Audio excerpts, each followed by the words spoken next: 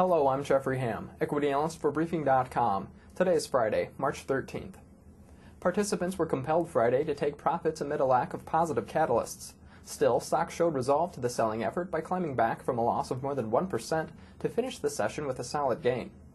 Sellers focused their efforts on financials, which had surged nearly 40% from last week's intraday low to the prior session's close. That gain was inspired by reassuring headlines indicating J.P. Morgan Chase, Bank of America, and Citigroup are profitable so far this year. More recently, Citigroup went on to say it will not need additional funds from the government. Financials have also been bolstered in recent sessions by headlines suggesting possible relaxation from mark-to-market rules and short-selling rules. Financials initially showed strength Friday, but fell to a loss of more than 4%.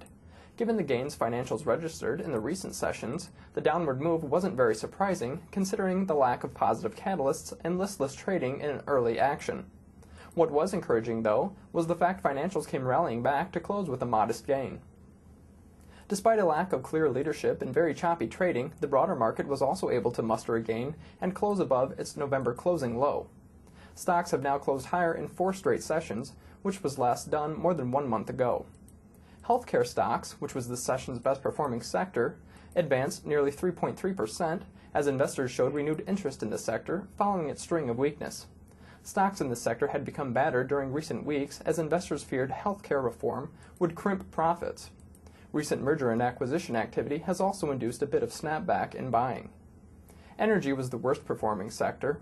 Energy shed roughly 0.7% amid downgrades in several oil equipment and services stocks and a 1.7% decline in crude oil prices. Crude oil for April delivery settled at $46.25 per barrel.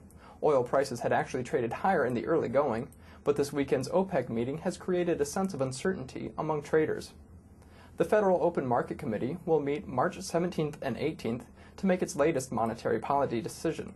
The FOMC is expected to keep interest rates in the target range of 0% to 0.25%. I'm Jeffrey Ham for Briefing.com, and thanks for listening.